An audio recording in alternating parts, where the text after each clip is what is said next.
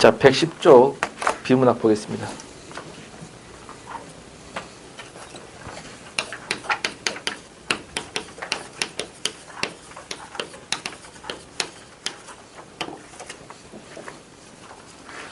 유형 첫 번째 내용 일치 문제 1번 다음 글이 이해된 소식이란 적절하지 않은 것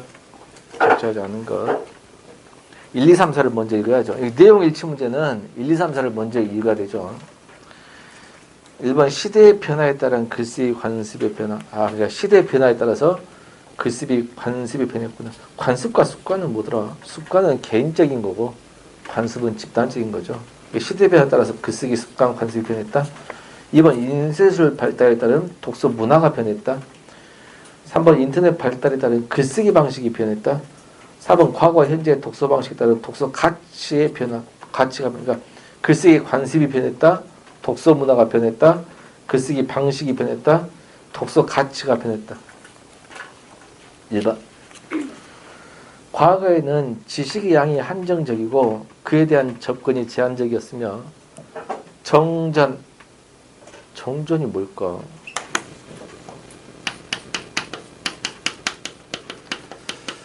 그러니까 글자가 들어가면 바르게 전한 건데 어떤 교과 텍스트? 교과서 같은 텍스트, 이 정전, 바르게 전한 것.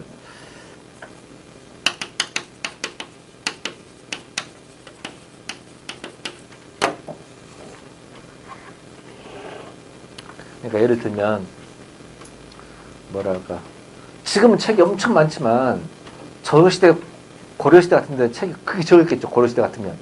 그러면 고려시대에 만약에 어떤 책이 있다. 가령 예를 들면 뭐 천자문이다 만약에. 그러면 천자문도 짝퉁도 있겠죠. 어떤 사람이 잘못 쓴 것도 있을 수 있고.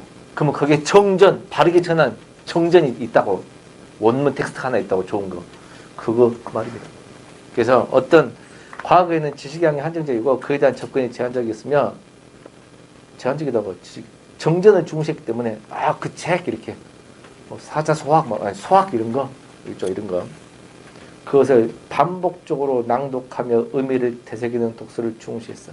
그러니까 정전을 가지고 반복 낭독, 뜻을 되새겨 그 독서를 중시했어. 근대의 인쇄술 발달로 책이 대량 생산되고 대중교육이 실시되어 독서가 보편화되면서 묵독이 뭐지? 침묵 독서. 아까 낭독과 반대죠. 소리내지 않고 읽는 것이 일반화되고 속독과 다독, 빨리 읽기, 많이 읽기가 강조됐어. 그러면 독서 방식이 변했네. 그죠? 옛날에는 낭독, 지금은 묵독. 그죠? 그 다음, 오늘날은 전자기기와 인터넷 발달로 독서 문화도 다양해졌네. 독서 문화도 바뀌었죠. 과거에는 유교 경전이나 모범적인 글인 정전의 권위를 빌려 여기서 말하는 정전은 유교 경전 또는 모범적인 글 자신의 이야기를 풀어나가는 것이 일반적이었고 관습적 글쓰기 관습적 글쓰기 강조됐어. 근대 이후 전문작가형 글쓰기가 이루어졌으며 근대 이후에는 전문작가형 글쓰기가 이루어졌대. 창의적 글쓰기 옛날에는 관습적 글쓰기 강조 근데 이후에는 뭐야? 창의적 글쓰기 강조. 그러면 글쓰기 관습이 또 변했네. 그죠? 그럼 다 몇 번일까? 4번만 안 나왔네요. 4번만. 그러면 4번이란 말 뜻은 과거와 현재 독서 방식, 독서 가치의 변화라는 것은 예전에는 독서 가치가 없었는데 지금 독서의 가치가 있다. 그 반대로 옛날에는 독서의 가치가 높았는데 지금 가치가 없다. 이런 식이에요. 가치는 똑같이 있는 거죠. 그죠? 방법이 바뀌었을 뿐이죠. 답은 4번입니다. 2번 다음과 같은 글이에요. 같은 글 밑줄. 다음과 같은 글 밑줄. 다음 글이 아니고 다음과 같은 글이에요. 그럼 뭘 물어본 거야? 글의 종류를 물어본 거예요. 기본적인 건 다 아셔야 됩니다. 그렇죠? 이런 게 잘 나오는 게 군무원 소방직이에요. 가장 기본적인 물어보는 거예요. 그러니까 1번처럼 다음 글이 아니고 2번처럼 다음과 같은 글이야. 글의 종류. 글의 종류를 봤더니 카스는 몇 년 졸업학제이자 친구 편지 한 통을 받았어. 읽어볼까요? 편지는 정부가 모기를 방지하기 위해 숲속에 DDT를 살포한 이후 자신이 기르던 많은 새들이 죽었고 이에 당국에 항의했는데 당국은 DDT가 동물에 무해하다며 자신 항의를 묵살했던 내용이었어. 이를 계기로 카스는 너무나 손쉽게 널리 사용되는 바로 이 DDT 문제점에 대해 알리고자 결심했어. 카슨의 침묵의 범은 이와 같은 배경에서 탄생한 책이라네. 그러면 카슨의 침묵의 범이라는 책이 뭔지 모르겠지만 뭐가 해롭다는 걸 알리는 거야. DDT가 해롭다. 좀 더 확대시킨다면 환경. DDT 때문에 싹 죽었다 그 말이죠. 그래서 범인도 새 소설을 안 들려고 해서 침묵한다 이런 뜻이 되겠습니다.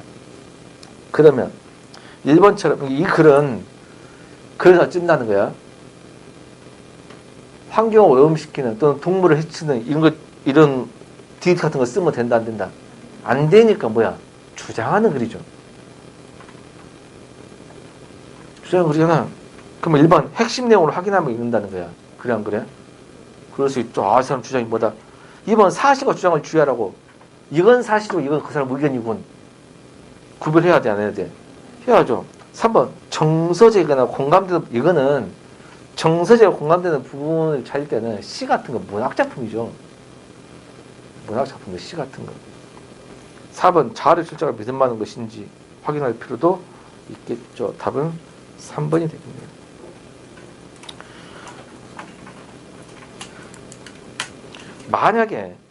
만약에 3번도 맞았다면 자, 이 글이 주장하는 글 같아? 아니면 설명하는 글 같아? 맨 처음에 설명하다가 나중에 주장으로 바뀌지 않을까? 그럴 수도 있죠. 조금 더 봐야 될 것 같은 느낌. 그죠? 그러니까 나중에 만약 이 글이 만약에 이거 좀 애매하긴 해요. 아마 결론은 주장 쪽으로 가요. 환경보호 쪽으로 갈 게 거의 100%입니다. 알겠죠? 이 부분은 근데 만약에 3번이 없이 예문이 없이 3번이 예문이 없이 그냥 이게 설명인지 주장인지 이를 명확한 글을 주고 문제를 낼 수도 있습니다. 그러면 설명하는 정보 전달의 글인데도 불구하고 이 사람 주장이 타당한지 이건 틀린 말이에요. 이해된가? 뭔지 알겠죠? 그래서 설명하는 글인데 이 사람 주장이 어쩐지 의견이 어쩐지 이거 물으면 안 된다고. 이렇게 나올 수도 있다. 그렇죠? 3번입니다. 3번은 많은 학생들이 이거 형식을 틀려가지고 이제 설명해 주려고 넣은 건데요. 중간에 칸트 미술 철학 있잖아요. 그죠? 다음 시에 대한 개념을 주신 칸트의 개념, 문제 푸는 방법은요. 봐봐. 칸 가운데 보면 칸트도 일견 타당하지만 그랬거든. 앞에 봐봐. 미에 대한 자율적 개념을 지닌 그랬죠. 봐봐. 미에 대한 자율적 견해를 지닌 칸트 그랬습니다. 원래는 이렇게 풀어야 돼요. 그래서 미에 대한 자율적 견해가 있는 것을 찾아야 합니다. 그래서 답이 딱 몇 번이다 나오면 좀 억지예요. 그렇게 풀 수가 없습니다. 이 문제는. 알겠죠? 그렇게 풀라고 답이 나온 거예요? 그리고 답이 나왔다는 사람은 좀 이상한 사람이에요. 그게 아니고, 그렇게 푸는 게 아니고, 원래는 이렇게 풀어야 돼. 그 너무나 추상적이어가지고 말을 못 알아먹겠죠. 그잖아. 그래서 혹시 내가 잘못 읽었나 싶어서 앞에를 더 읽으면 더 문제가 복잡해집니다. 봐봐. 미적인 것이란 내재적이고 선언적인 예술작품의 특성을 밝히는 데서 더 나아가서 삶의 풍부하고 생동적인 양상과 같이 목표를 예술 형식으로 표현한 것이다. 미는 어떤 맥락으로부터도 자율적이기도 하지만 타율적이다 라고 했어. 미에 대한 자율적이야. 미가 자율적과 타율적이 있다고 했잖아. 그러면 자율적 개념을 지는 칸트 그랬지. 그러면 자율적 개념 문제가 나왔어 안 나왔어? 하나도 안 나왔기 때문에 이걸만 보고 답 몇 번이나 가면 잘못했다고. 자, 이런 문제는 아까 자율적 개념 가지고 뭐가 되겠어?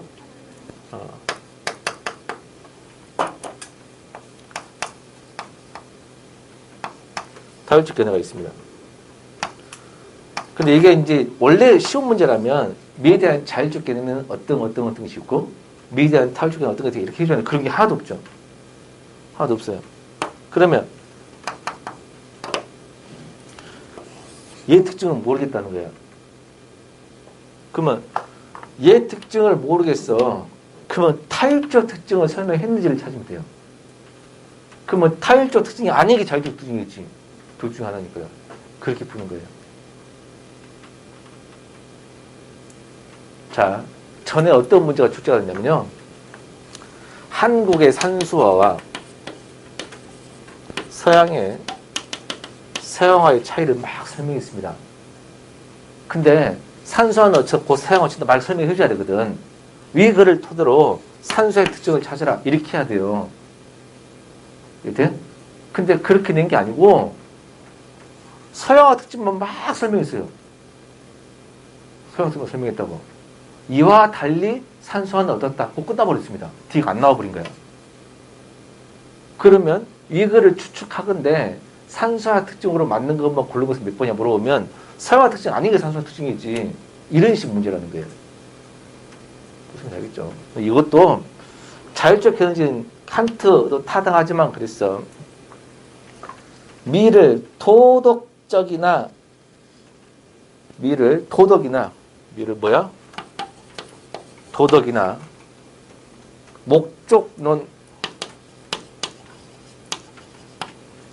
목적론 영어 지금 톨스토이, 마르크스 타당하다.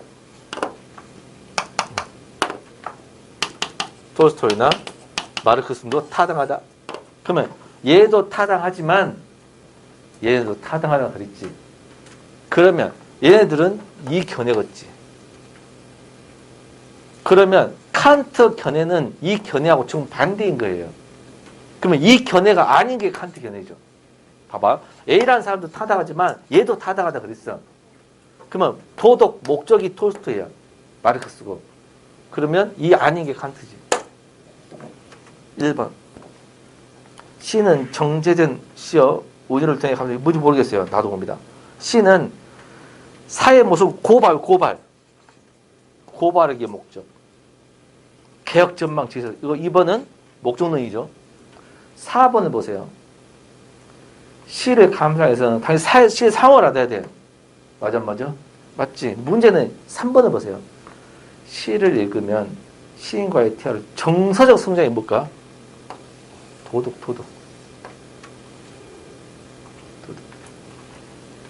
근데 1번은 C는 C를 감상한다. 도덕도 없고, 응? 정신적 성장이나 양심 싹하나 뭐 도덕 참된 착한 사람도 없고 어떤 목적도 없어. 어떻게 하겠다는. 그게 다 몇 번이야? 1번이죠. 굉장히 어려운 문제입니다. 이런 문제 나오면 뭐 하는 것도 있지만, 그죠? 이와 달리 뭐는 이렇게 쓰면 그 서로 반대된 걸 보고 풀어라 이런 뜻입니다. 근데 원래는 이렇게 푸는 거야. 자율적 견해식이 뭔지 보고 푸는 건데 그게 없으면 이렇게 풀어라. 4번. 밑줄치 말에 대한 설명이 적합한 건데 이게 쉽다면 쉽고 어렵다면 어려운 게 뭐냐면 한가운데 보면 밑줄치가 보면 그렇다면 정상과학 시기에는 어떤 연구가 이루어지는가 그랬습니다. 정상과학 시기는 어떤 연구가 이루어지는가. 정상과학 시기에는 이미 이론의 핵심 부분들이 정립되어 있다라고 했습니다.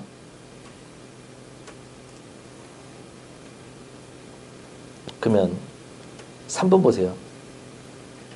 과학적 패러다임 장착으로 이론의 핵심 부분이 정립됐다. 맞아 안 맞아? 그냥 바로 나와가지고 신경이 끝나버렸어요. 답이 3번으로. 자, 그럼 나머지가 왜 틀렸나 한번 읽어봅시다.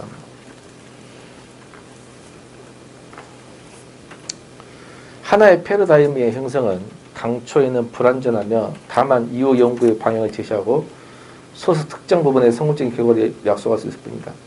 그러나 패러다임의 정착은 연구의 정밀한 집중화 등을 통하여 자기지식 확장해가며 차츰 본드로 이론 체계를 구축한다.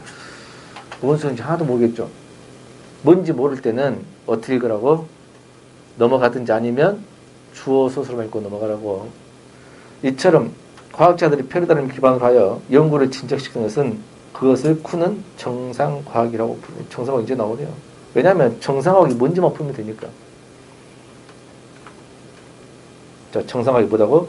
연구를 진척시키는 거잖아.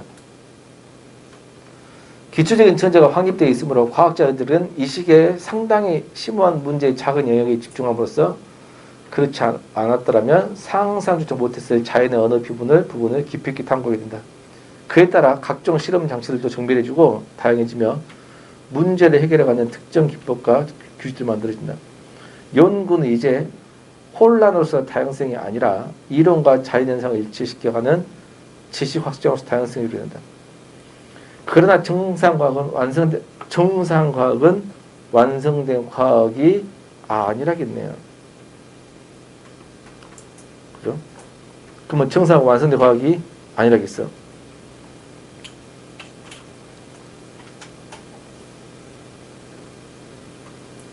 2번 볼까요? 이 시기의 패러다임 형성은 처음에는 불완전하나 후손용을 통해 세계를 완전히 해석할 수 있는 과학인가?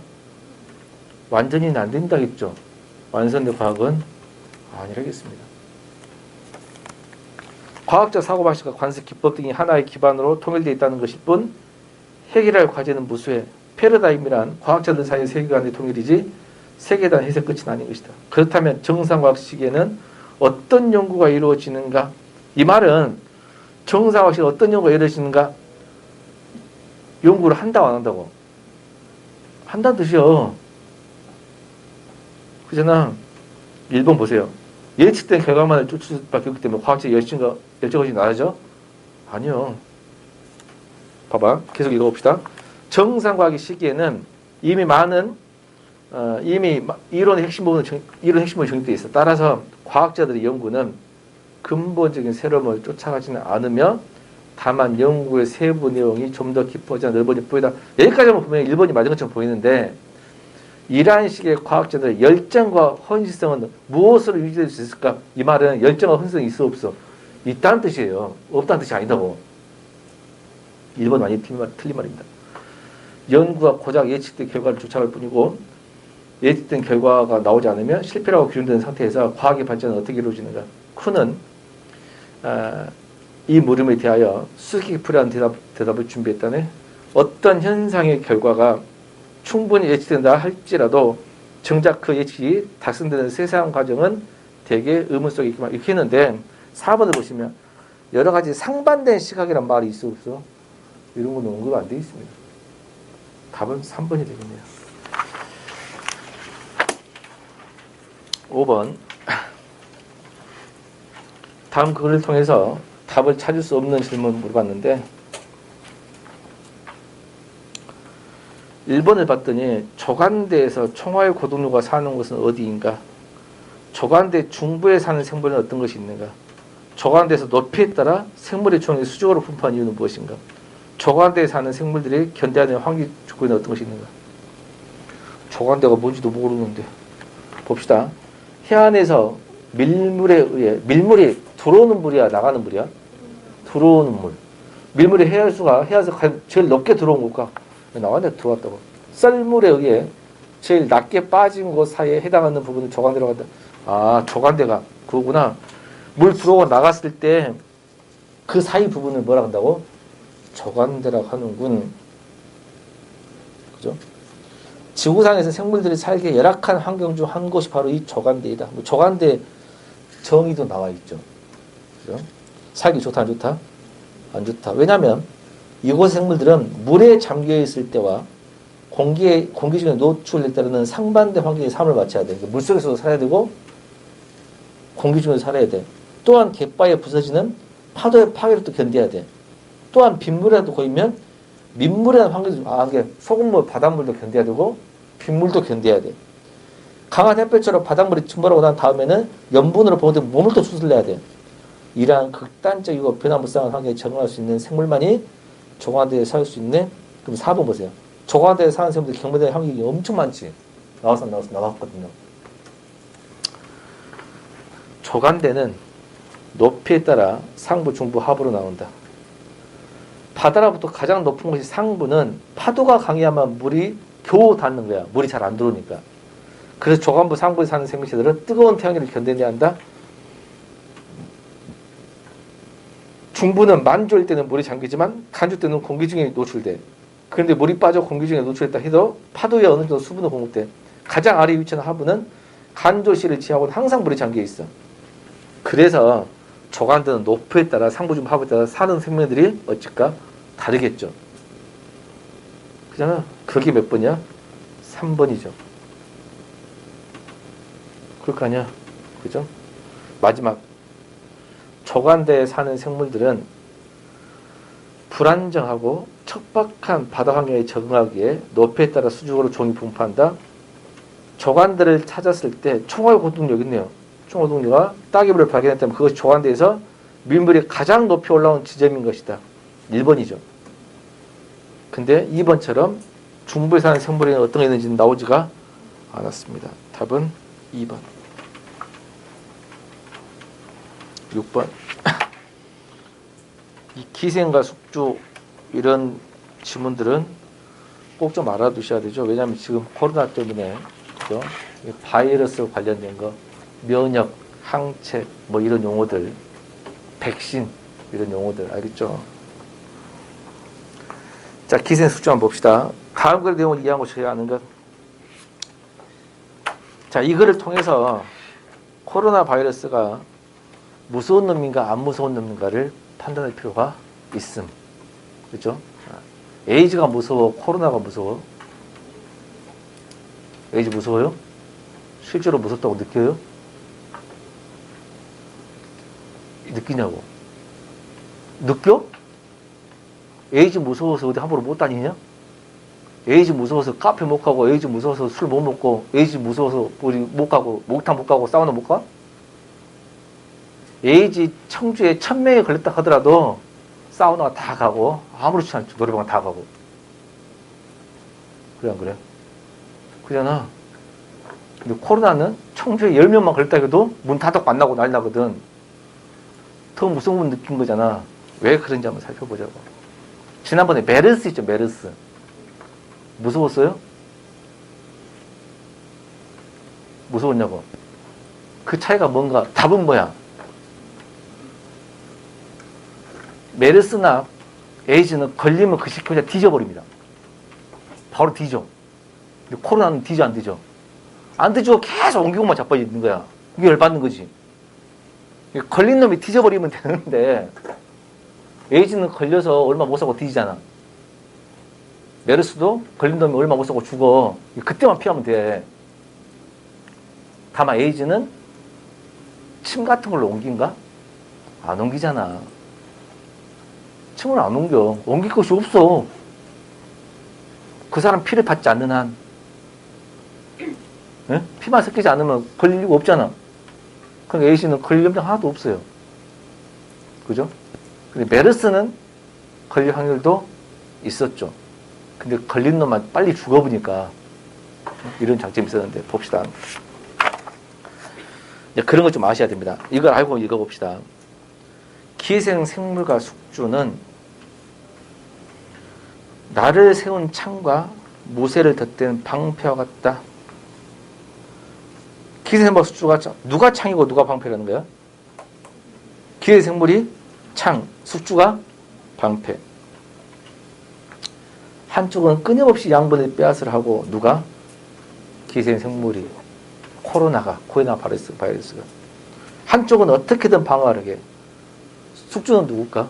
자, 만약 기생생물이 누구라면, 코로나 바이러스라면, 숙주는 누구야? 걸린 사람은 나지. 그러냐? 이때 문제가 발생해. 기생생물은 가능한 한 숙주로부터 많은 것을 빼앗는 것이 유리하지만, 숙주가 죽게 되면 기생생물에도 오히려 해가 돼. 이해돼? 코로나 바이러스가 나를 막 먹고 살라 근데 내가 죽어버리면 나 안에 있는 코로나 바이러스도 뒤지는 거예요. 그죠?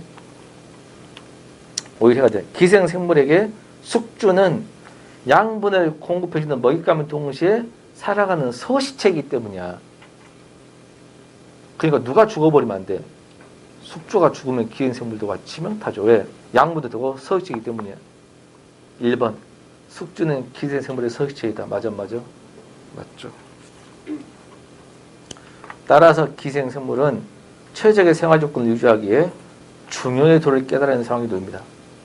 그러니까 바이러스가 기생물의 숙주를 공격할 때 숙주를 죽이면 돼, 안 돼? 안 죽이면 되지. 양분을 아예 안 뺏어 먹어도 지가 안 크니까. 그러니까 살리면서 적당히 해야 되지. 세금 정책과 비슷하지 않나? 그죠? 너무나 많은 세금 먹이면 백성들이 저항하지. 그래, 안 그래? 너무나 세금을 조금 뜯으면 세금이 적게 모이지. 그러니까 많이 세금을 뜯으면서 소리 안 나게 해야 되잖아. 그렇지 않나? 이런 거잖아. 똑같아요. 이때쯤 되면 기생생물은 자신의 종족이 장기적으로 번성하려면 많은 양분을 한꺼번에 빼앗아 숙주를 죽이는 것이 아니라 견딜 수 있을 만큼만 빼앗아서 숙주를 살려둔 상태로 장기간 수탈하는 것이 나왔다고 판단하는 겁니다. 오랫동안 영리하죠? 숙주들이. 기생물이. 보통 미생물은 인간과 처음 마주하게 되면 낯선 숙주인 인간을 강력하게 공격합니다.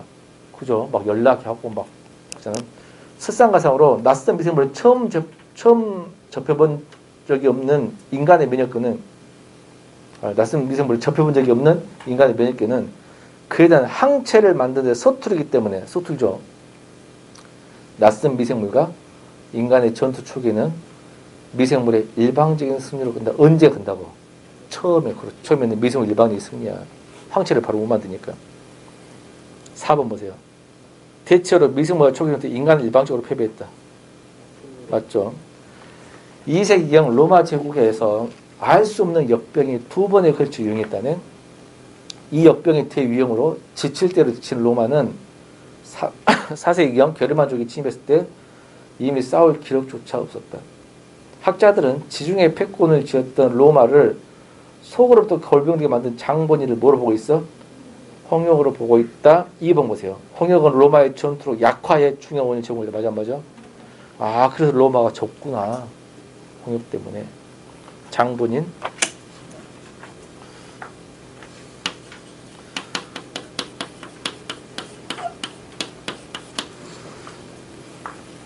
장본인은 저분이 이번에 200억을 기부하신 장본인이다. 맞아요? 틀렸죠? 장본인은 이런 놈들이 장본인이에요. 나쁜 짓거리 한 놈. 여기 있죠? 장본이란 말은 좋은 짓거리 할 때는 뭐야? 주인공. 저분 이번에 기부했던 주인공이다. 있죠? 저 사람이 불을 저질렀던 장본이다. 이렇게. 저 사람이 사람을 구했던 주인공이다. 뭐 이런 식으로. 장본인을 홍역을 보고 있어. 이제는 유아 질환으로 자리 잡은 홍역의 위력이 당시에는 어마어마했던 겁니다. 서에서 유래된 것으로 알려진 홍역 바이러스가 처음 인간의 몸에 유입됐을 때 인간에 이에 대한 항체가 거의 없었기 때문에 속수무책으로 당할 수밖에 없었다. 그러나 대유행이 몇 번 지나고 나면 점차 독성이 약해져. 이는 미생물이 숙주를 장기간 착취하려고 한 발 물러선 한편. 그러니까 홍역 바이러스가 크면 독했어. 다 죽어버리니까 자기들도 어쩐 거야? 독성을 약하게 하고 안 죽게 하고 계속 먹을 수 있잖아. 한편 보세요. 숙주가 또 항체를 만들어냈네. 항체를 만들어서 미생물 택시 한 발 나가게 따라 저울에 쳐 균형조합이. 그러니까 그 미생물도 독성이 약해지고 숙주도 어째 뭘 만들어내? 항체를 만들어내가지고 균형이 딱 유지되네. 3번. 홍역 바이러스의 독성이 약화되는 과정에 의해서 숙주가 내가 미미한 게 아니죠. 숙주도 뭐 했다고 했어? 항체를 만들어내가지고 한 발 나아간다고 했잖아. 다 몇 번이야? 3번이죠. 지금 코로나 바이러스에 항체가 있냐? 지금 나온 백신은 어떤 항체를 뺀 거지? 백신이라는 것은 항체를 갖고 와야 만들 수 있는 거죠. 응. 어디 항체를 갖고 왔죠? 지금 백신이 막 4종류, 크게 보면 4종류가 있잖아. 예? 쭉 있는데, 초창기는 누구 거 딴 거지? 몰라? 아무 관심 없어? 아, 백신을 만들려면 항체 있는 사람 보고 그걸 빼야 되잖아. 누구 걸 뺀 거야? 어떤 거? 아, 에이즈 치료제? 그런 것도 있었고. 해봤죠? 실패했죠? 에이즈 치료하고 했는데 실패했어. 아, 냈다고. 그죠? 뭐 있어? 자연 치유가 된 사람들. 자연치유 된 사람들 걸 항체를 빼가지고 연구를 했죠. 그래가지고 막 해보고, 이렇게 해보고, 저렇게 해보고. 근데 막 영하 70 몇 도가 돼야 낫고, 막, 말도 안 되는 일이야. 왜 그걸 하냐. 그죠? 근데 결정타로 상온 보관하는 게 두 종류가 나왔죠. 그죠? 그건 어디서 땄죠? 저건 아니라는 거야. 봐봐. 영하 70 몇 도는 대한민국 어디도 없어요. 남국도 없어. 그럼 뭐 상온에서 잠깐 노출만 돼도 부작용이 있을 수밖에 없는 거야. 그럼 이러면 안 되겠다 싶어가지고 막 연구를 한 거지. 누구한테 구했지? 아이. 유아가 코로나 걸린 거 봤어요? 여기에 특이하게 한 거면 왜 애기들은, 가난한 애기들은 안 걸리지? 이런 거야. 안 걸린가 항체가 있나 싶은 거야. 근데 누가 항체를 구했냐면 산모가 애기를 낳기 전에 코로나에 걸려본 겁니다. 그럼 아이는 당연히 코로나가 걸릴 줄 알았지. 근데 이렇게 코로나 걸린 산모한테 태어난 아이들은 전부 다 코로나 안 걸리고 태어난 거야. 황당한 거야. 엄마는 코로나 바이러스 걸려있는 상태인데, 완치가 안 됐는데 태아가 정상이야. 음성 반응이야. 거기에서 이 태아들 조사하기 시작한 겁니다. 나쁜 놈들이죠. 산모 허락을 받았는지 안 받았는지 모르겠지만 의학이, 그러니까 그런 공개를 안 하는 거야. 백신이 좋은 도도 쪽을 하게 되면 안 될 수도 있어요. 공익점으로 허가받고 있는가. 그 중에 아이가 항체를 갖고 태어나본 거야. 엄마 몸에서 이유가 나온 거야. 이제 그걸 갖고 한 것이 이제 상온 보관이 되는 거죠. 근데 이제 그게 그 아이만 해당된 건지 아닌지는 알 수 없어. 근데 부작용 때문에 먼저 맞는 게 좋은지, 먼저 안 맞는 게 좋은지는 알 수 없는 거야. 그죠? 아무튼 그렇다고. 근데 우리나라는 다음 달에 맞잖아. 4종류를 다 맞더만. 4종류를. 그죠? 아무튼 무료로 나준다니까 아무튼 잘 맞아. 맞죠? 나는 남들 본 거 보고 봐서 이상없어 맞으려니까. 그렇더라고. 나는 왜 그런 생각하냐면 그 한두 번 케이스를 가지고 만든 거야. 그잖아. 좀 불안불안해. 그렇지 않나? 그래서 아무튼 그런다고 봅시다. 아무튼 이랬군. 그러니까 항체도 만들어 서로 싸우고. 근데 이게 한번 되면 사람도 항체 왕증이 생길 것 같죠. 아무튼 답은 4번입니다. 혹시 내년도, 내년이 올해구나. 올해죠. 올해 국가직 단골 질문이 뭘까? 면접에. 코로나 바이러스 어떻게 하면 행정적으로, 국가적으로 막거나 할 수 있나 물어볼까? 뭘 확률 높겠지. 작년까지는 없었는데. 당연히 놔둘까? 아무튼 대답 잘해. 7번. 밑줄 부분과 가장 유사한 속성을 지닌 현대인 삶의 태도입니다. 내가 왜 이 말을 하냐면, 솔직히 의학과 관련된 내용은 나오지가 않아요. 국문국어에. 근데 이건 의학이 아니고 기본적인 시사로 볼 수 있죠. 이 정도 지식은 검색 같은 거 해와서 볼 필요는 있음. 용어 정리 같은 거. 알겠죠? 그 정도는 전문적인 거 아니니까 이걸 필요가 있겠다. 7번. 밑줄 부분과 가장 유사한 속성 지닌 현대인 삶의 태도. 자신에게 주어진 자유로부터 도피. 이것도 이 자유로부터 도피가 시험에 2번이나 나왔어요. 최근에. 에이리 프롬이라는 사람이 쓴 자유로부터 도피라는 책에 번역한 거거든요. 교직 하는 사람 보세요. 교직했던 사람이 이거 읽으라 안 하디? 에이리 프롬의 자유로부터 도피? 그럼 안 하던가? 나 옛날에 교직할 때 읽으라 해가지고 안 읽었는데 레포트 쓰긴 써야 돼. 그래서 막 거짓말을 막 썼다가 들켰어. 좀 미안하다겠어. 아무튼 봅시다. 근대 이후 인간들은 불안감과 고독감에서 벗어나기 위해 자신에게 주어진 자유로부터 도피. 얘 답부터 말할게요. 자유로부터 도피가 뭐냐면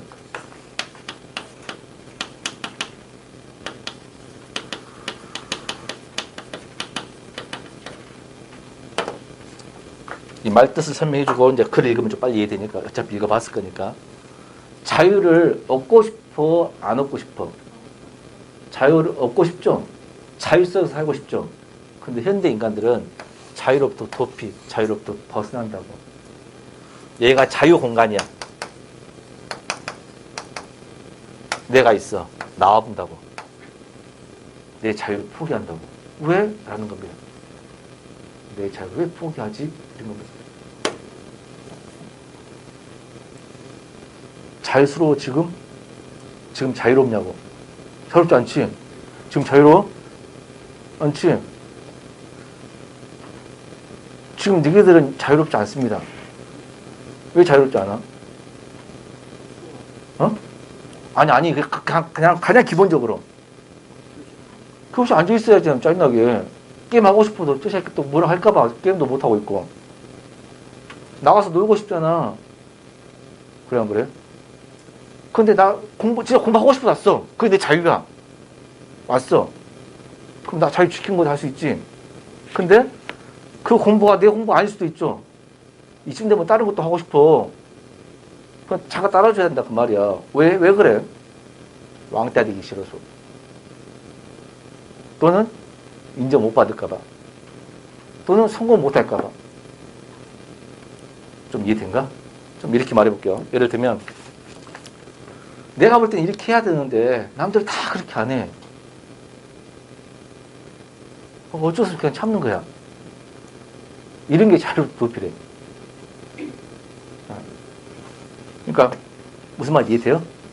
그러니까 자유를 내 마음대로 하고 싶지만 깐난 애기 때 내 마음대로 하잖아. 거리할 때 내 마음대로 하는데 어느 순간에 유치원 다니면서 그렇게 하면 안 돼요 하잖아. 그렇게 안 하면 왠지 좀 부당한 이익을 받고 그럴까 봐. 자유로 도피, 쉽게 말하면 이거예요. 그 자유를 도피를 한다는 거죠. 근대의 인간들은 봐봐.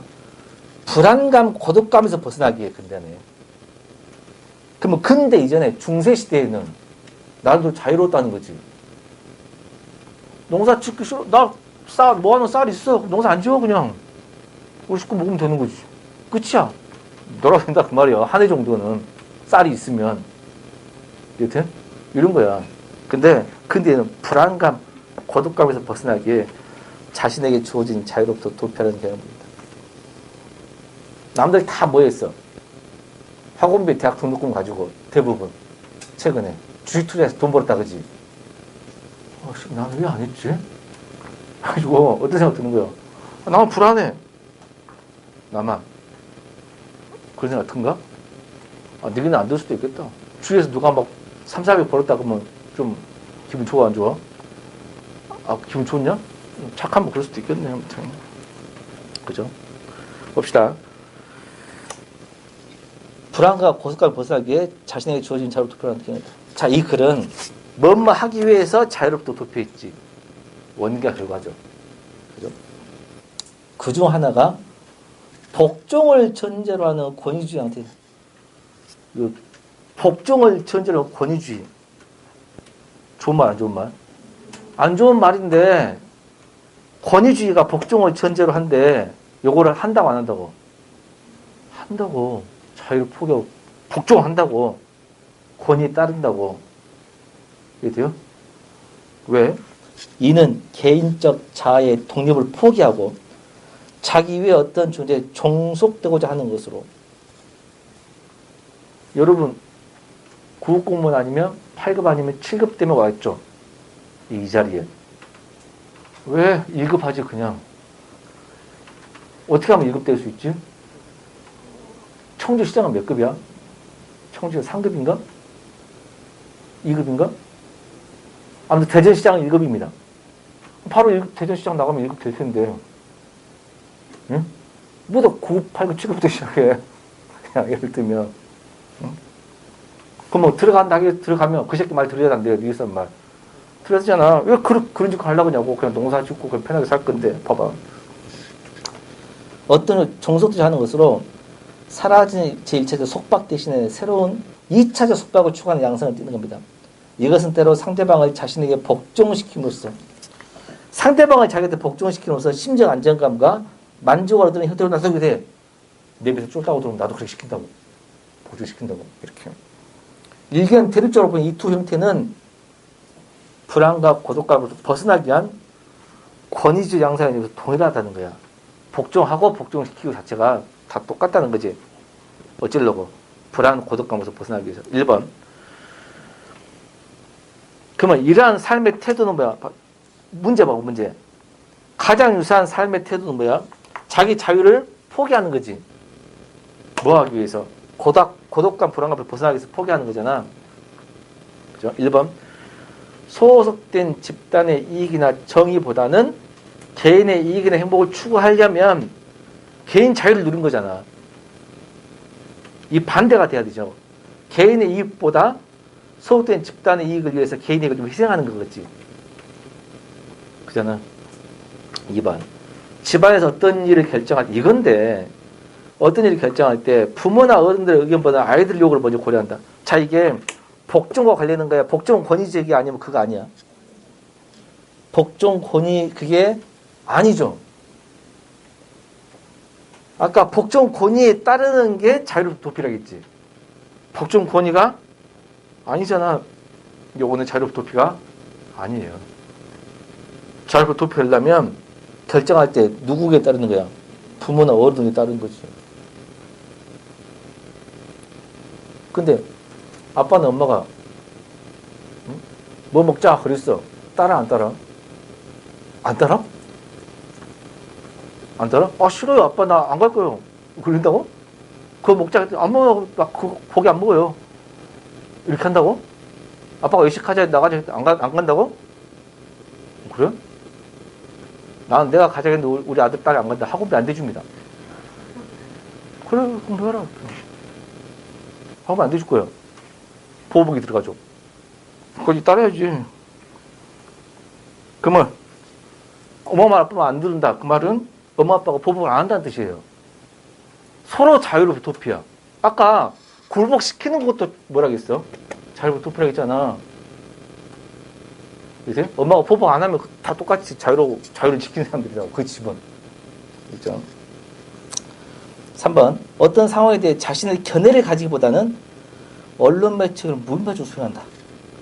자기 견해를 가지는 게 자유를 지킨 것이고, 무비판적이잖아. 무비판적으로 수용하는 게 거기 집단에 따르는 거잖아. 이게 자유로운 도피 3번이지. 실제로 그렇게 하네. 현대인들이. 그렇게 하잖아.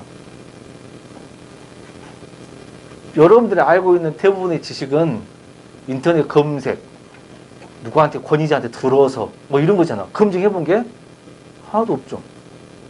무비판 수용했다고. 그게 잘못됐을 수도 있는 거잖아. 그죠? 4번. 직업을 통해서 얻는 삶의 만족보다는 취미 활동을 통해서, 이거는 자유 도피가 아니고 자유를 찾는 거지. 취미 활동에 답 몇 번이야?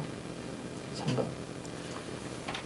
아, 사람들이 불안한 고독감에서 벗어나기 위해서 자유 도피를 하는 경향이 있구나. 8번. 대충 자유로 도피란 말 대충 알겠죠?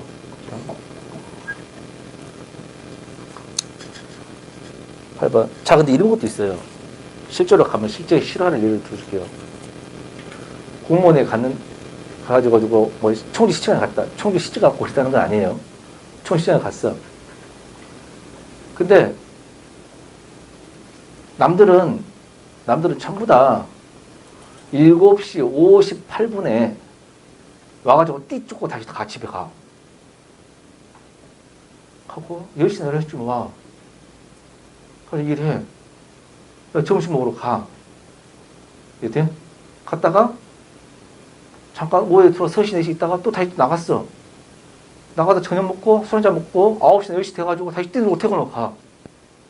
다 그렇게 하고 있어. 수당이 막 쌓여. 근데 나 혼자만 그냥 계속 제대로 해. 퇴근할 때 하고. 그러다가 저녁에 회식하지? 이래? 회식 참석했어. 근데 회식했으니까 노래방까지 갔어. 10시에 끝났어.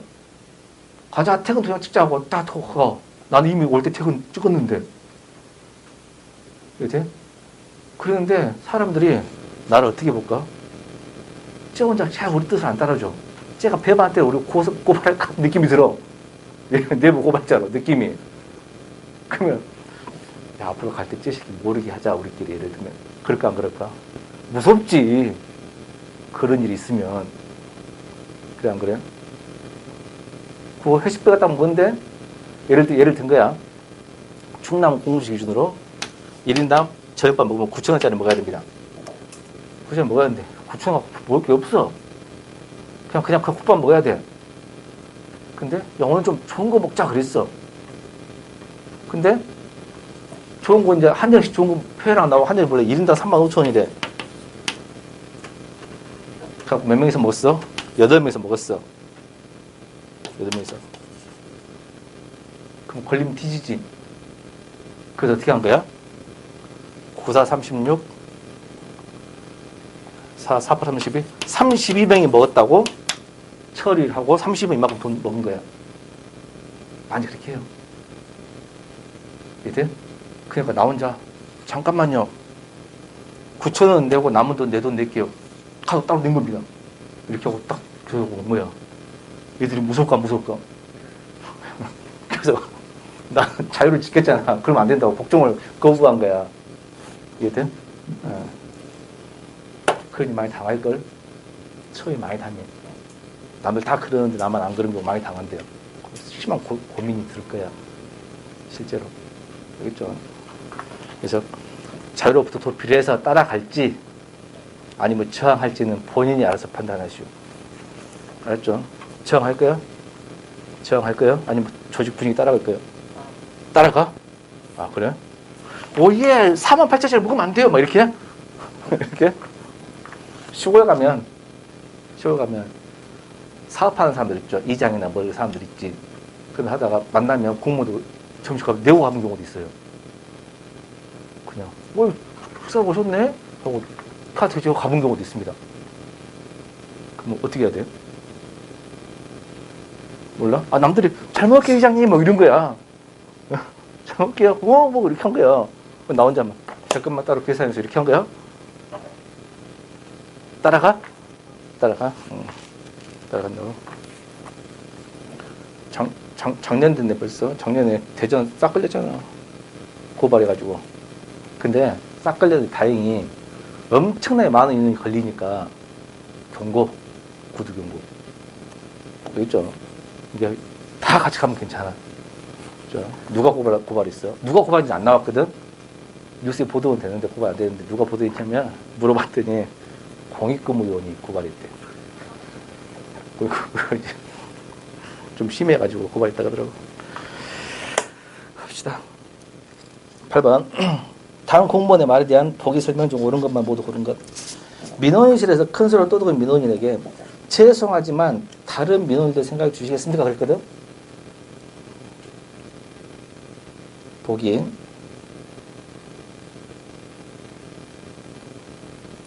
청자의 심적 부담을 낮춘다. 자, 큰 소리 떠들고 있을 때 좀 조용히 좀 해주세요. 이것보다 다른 민원인들 생각해 주시겠습니까? 이렇게 말했어. 청자 듣는 사람 심리부를 낮춘다고. 맞아? 맞죠? 발화 형식과 발화 기능이 있잖아. 발화 형식은 뭐 주시겠습니까? 의문문이지. 근데 발화 기능은 뭐야? 내용 기능은 조용히 해주세요지. 명령이나 청유지.